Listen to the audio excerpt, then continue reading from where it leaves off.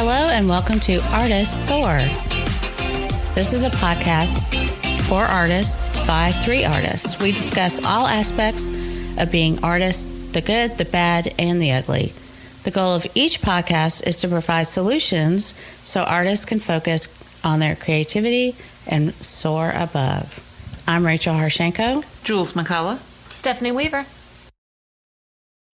A man cannot be comfortable without his own approval. That's a quote by Mark Twain. Today we're talking about how to stay confident in your art. So this is can be a big topic, but how do you guys stay confident? Or do you just constantly have the imposter syndrome? I have it's very, I have days of it. Yeah. But to stay out of that is constantly reminding myself of what I've already accomplished. So I like to write things in my book that are like, I am a licensed artist, or I have done this, or I have done that. And then another tip that Stephanie just gave me, because I started using ClickUp this year to keep all my goal setting tasks, is to keep the completed ones up. And so I have the completed ones in a list, and I have the to-dos in a list. So that's just kind of a constant reminder of I'm making progress. Mm-hmm. The hardest thing is not to compare yourself. Yeah. I have a bad habit of seeing, oh, well, that's a really cute style of art. I wonder if I could do something like that. Yeah, Let me give that a try. Yeah. That's one thing is just to look at yourself, compare yourself to yourself. Like, where were you last year and where are you this year? Yeah. Where was I at the beginning of the year? Where am I now? That kind of thing. I like Yeah. that. I know one of the things that, because I get into different Facebook groups every month, I pick, 5 different Facebook groups, and it is so easy to get into the comparison of like, why in the heck are they not selling like crazy? And then when you do see the ones that are selling like crazy, you can even be like, why in the heck are they selling like crazy? And so sometimes you just have to remove yourself from the social media and then refocus on yourself. And like you said, Rachel, go back to the only person that you really should be comparing yourself to is yourself. Mm-hmm. Yeah. You're in this race by yourself. You're not racing anybody else. Exactly. That's so hard. It is. It's so hard, but I think that's the number one thing, just staying confident in your own art. I mean, the other things are just reminding yourself, okay, this is why I've achieved this. This is my dream, and this is why I'm doing what I'm doing. That's another way to, I think, stay confident in what you're doing and the path you're on. But also, do you worry? Sorry, I interrupted. No, that's fine. Do you guys worry? I mean, like, I see some people who maybe had goals for last year and they're resetting them for this year, and they're like, well, I didn't even get halfway through this one. That's me. And like, so you're like, well, why am I even putting this on there? You know what I mean? Then you start going down that rabbit hole. I'm on my 3rd year, one of my goals, and I finally feel like I am there. Like I finally feel like this is really achievable now. That's good. And sometimes, I mean, that's just part of our previous episode, growing pains. It's like seeing how much my work has improved in just the last 12 months. Mm-hmm. Yes, I would agree with that. There's no way. I don't know what I was thinking 3 years ago when I put that as my goal. So my thing is how do you know when you have put an unattainable goal? Like, maybe you should, I hate to say it, but maybe you should expect less, like give yourself a little grace. Like, okay, obviously I'm not going to be able to do it in a year. So let's start back from square one, or refocus. Or how would you guys recommend something like that, or just go keep it up there? And well, I think the refocus, we talked about this in another episode about unrealistic expectations. I think we all do that. And it's not just necessarily with our art, it's with everything. Yeah. Especially if you're an overachiever. Right. And so, it's important to have the monthly, checklist type thing, check-ins, monthly check-ins with your realistic goals, have your friends to talk with and go, here's what I thought I wanted, and it's just not happening yet, and talk it through. I met with a girl last week And I've known her for years. And as she finally is like, okay, I know exactly what I want now. And that's good. yeah. And so she's like, do you think that's good for me? And if this is exactly what you want, 100% go for it. Here's my first step, the very first step that I would recommend that you take. And so we just talked through that. And I was like, okay, once you finish that one step should take you this year. Then let's talk about next year. Wow. And that surprised her because, she wants to be a fine artist. Right. And so her one step is going to take her all year. Yeah, because she wants to be a fine artist. She wants to have one-woman shows. And in order to do that, you need to really kind of define a couple things. One, you need to identify what galleries and what show places, venues that you want to be in.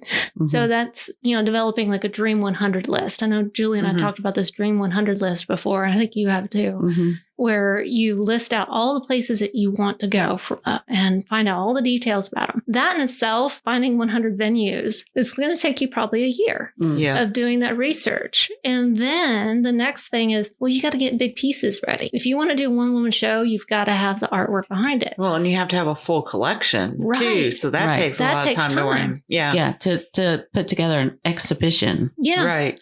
So, and then, you develop the relationship. So I really kind of gave her three things. Start developing relationships with those Dream 100 people and venues so that, authentically get to know, like, and respect them. And then if you don't respect them, knock them off the list. Oops, lesson learned, and move on. But because not all those galleries, not all those people are going to be trustworthy or whatever. Because we have another friend, she mailed pieces to a gallery in New York and she never got them back. Oh, yeah. Yeah. And I mean, it was a reputable gallery. I'm putting that in air quotes, but she never got her pieces back. Man. I mean, that was a lot of work to put into it and ship it there. And she's out all the cost, everything. And she probably didn't have a contract, did she? No, I don't know. I don't know either. Yeah. So there's I wouldn't steps. think not. Yeah. There's certain steps you got to take. And I think that all, those types of things though, having a plan and keeping a plan keep you on track. But to answer your question, Rachel, about, reevaluating, there's no right or wrong answer to the path you're on and the journey you're taking. Right. It just has to work for you. If it works for you,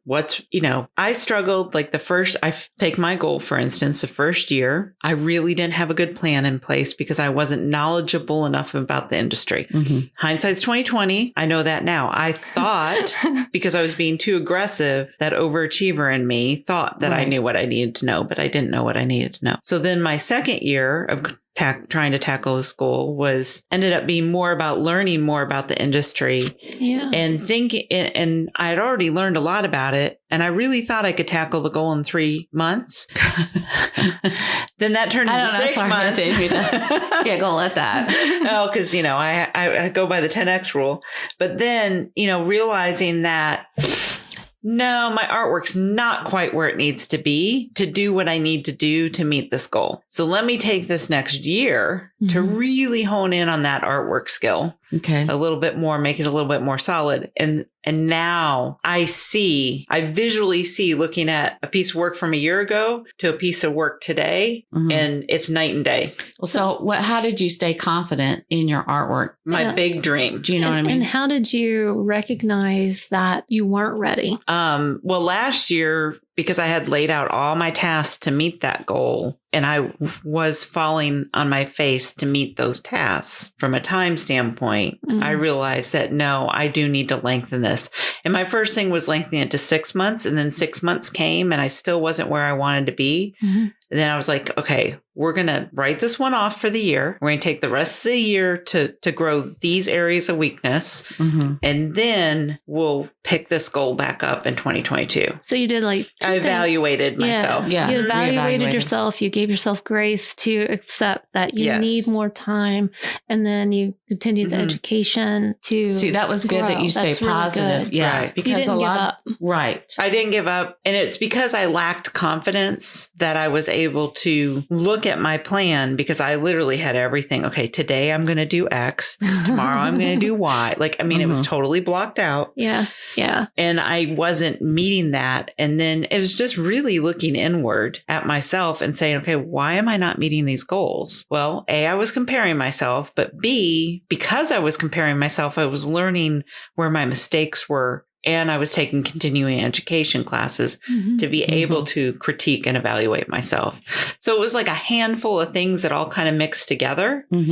But do you think it helps artists to join like a critique group to help them with their art and staying confident in their art? Do you guys? Yeah. Or at least a community of some kind? Well, and if you really know yourself and you listen to, I don't really want to say listen to yourself, but if you really know yourself, you're able to listen to yourself to understand that you're not where you need to be. Does that make sense? It's a little bit of self-critique. Are you able to really self-evaluate? Yeah. Is this work really worthy of being purchased? Yeah. And part of that is looking at old work. Like I looked at stuff from 5 or 6 years ago as I was resorting my files and archiving stuff. And I was like, oh my God, like what was, this looks like I did this in seventh grade, you know, like what was I know better than that. Like I am better than this. What was I thinking? You know, and also looking at work saying that is a really good piece. This is my composite photography, but it wasn't who I was. I think that's really, because in my head, I'm already starting to think about all those artists that I see out there that like, the big circle dot. You know, what in the heck is that about? And so there's so many simplistic things out there that I don't understand how they're selling and things. But I guess that's where it kind of comes into play is they are staying authentic and true to them. That's their thing. That's their joy, their thing. Yeah. And the best advice I was ever given by an art agent was people buy your joy. And your joy comes through in your art. And I think that's the difference between what I did 5 years ago, because I was trying to be an artist. You were struggling a little bit. Trying to be an artist. I was trying to be an artist. I've always been an artist because I've always been in a creative field, but I was trying instead of doing. Doing it for the love of it instead of, wow, love that. And that's where I think things changed for me in 2020 when I the second year trying, oh man, this is going to be the fourth year, not the third. Fourth year's a charm. The second year of trying to tackle that goal, that was a aha moment for me. And those words have never left my brain now. And I think that's really helped with the confidence too, because now I'm creating something that I love. You can see the joy in your artwork. Oh, yeah. 100%. I see it now. Yeah. When I look at it. Yeah, so, definitely. I mean, I think that's also part of just trying to find that confidence in yourself is draw what you want to draw, paint what you want to paint. Right now I'm thinking about like I called you last week or you called me and I was like, hey, how's it going? You know, usually my like, hey, what's going on? And I just called to chit chat. What you doing? And you were so completely calm. I don't think I've ever heard you just so still. And you just got through drawing for like 4 or 5 hours. Yeah. And I got sucked into the painting vortex. Yeah. And that's the joy. And it calmed you. Oh, yeah. That's a... Do you think that helps with your self-confidence is just to find yourself in the painting, find your joy that you're doing 100%. As you're creating? Well, in that particular moment too is I knew what I was doing. I knew my process. I knew my paints. I knew what I wanted to draw. I had done the research on that. Like, I mean, I knew all these things going into that painting that it was very calming for me. I wasn't stressing about, oh, what about this technique? Because the other thing, if anyone that's followed me for any sort of time knows that, you know, I started trying to be an artist 5-7 years ago with mixed media and acrylics and all these things that just were not jiving for me. and know that I'm trained on vellum, marker, and colored pencil from a school standpoint. Mm-hmm. And then going to that, and that wasn't hitting. Then I went back to my photography, and I was successful with the pieces I created. And they were fun pieces to create, but they weren't me. I was coming up with an idea based on somebody else's troubles. Right. Yeah. I wasn't creating for me. And now all I'm doing is creating for me. There you go. That's one thing that you just triggered in me that I just thought about. So this was a recent experience. So my mom, and if she's listening, she's on YouTube listening to this. Hello, Dolly. I know. Sorry, Mom. So my mom painted on China for years, and it's actually very well known. Nobody knows if you're not in the China painting industry. But anyway, she's really very talented, and she saved all of her China painting paints for me and all of this stuff in the kilns and everything because she wanted me to do it.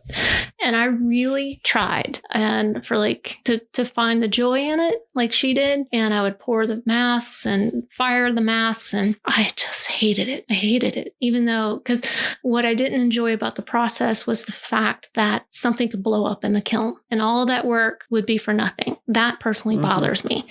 And so I know Rachel and I talked about this for a little bit with, finding the joy. If it doesn't bring you joy, then you got to let it go. Yeah. And so I finally had that conversation with my mom, and I was like, I really tried. I just don't enjoy it.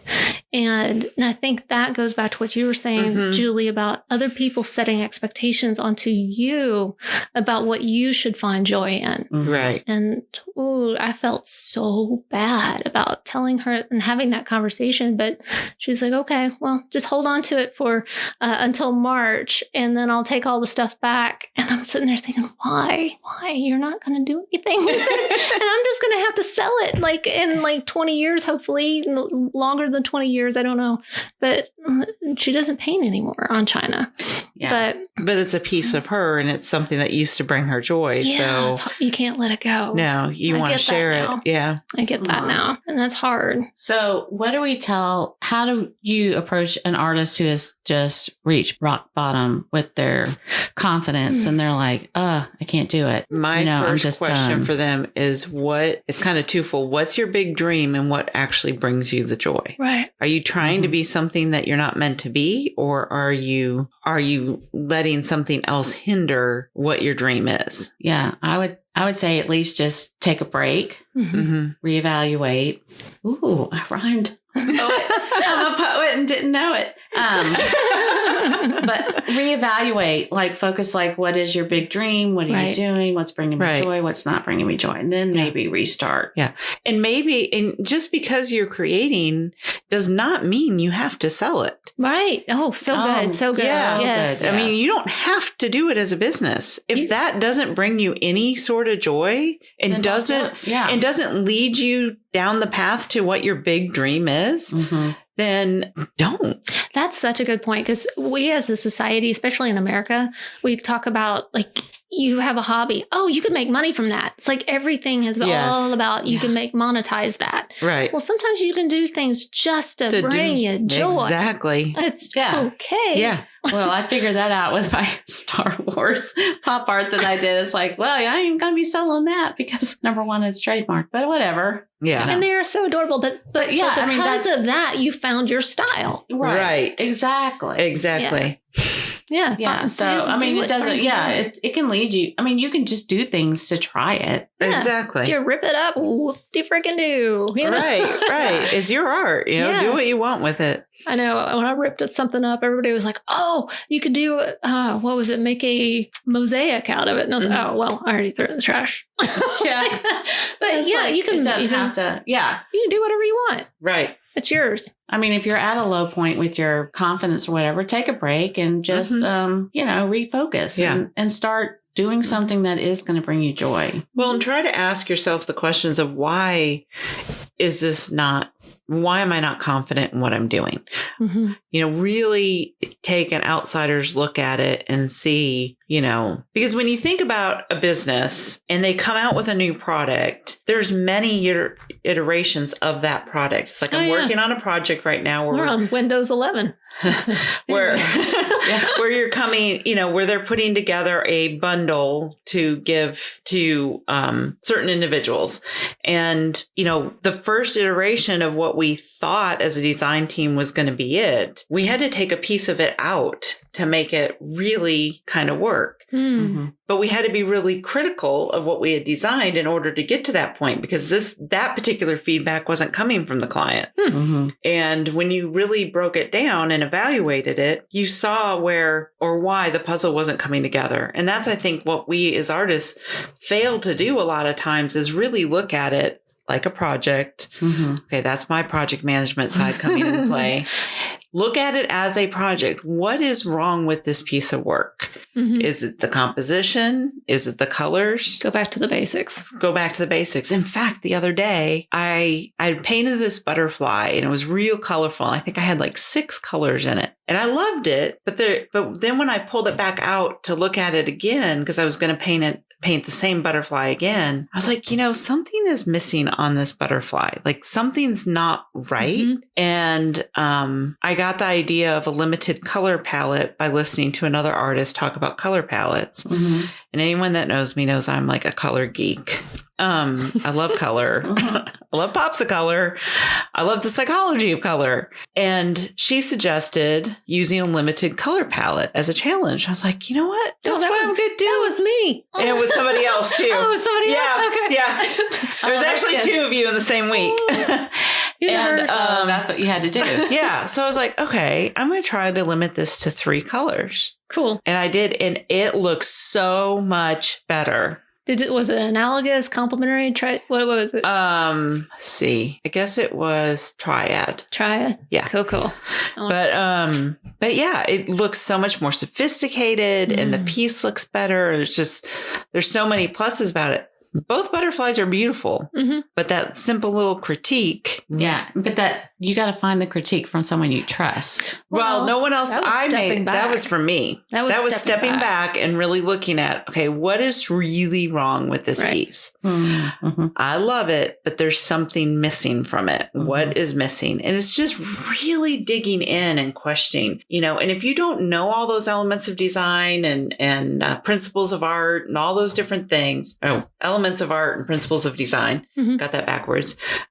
There are tons of really elementary level books on understanding those 12 items. Mm-hmm. Purchase one or look one up and break it down to find, you'll find your confidence in your art that way. I think that's a great way to kind of end this, is like do some research, really step back, take a look at your art. Yeah. Where are you right now in your journey? Because your journey is not the same as someone else's. So stop comparing, compare to yourself. Mm-hmm. And all great ideas. Trusted friends too. Yeah. So let us know if you have found any other ways to help you guys keep your self-confidence up about your art, and put it in the comments. We'd love to hear from you. And until next time. Thanks for listening to Artists Soar, a podcast for artists by artists. And if you have any questions, feel free to email us at hello@artistssoar.com. And be sure to leave us a 5-star review on Apple Podcasts so you can get more of us and we can bring in some sponsors to help you and help us.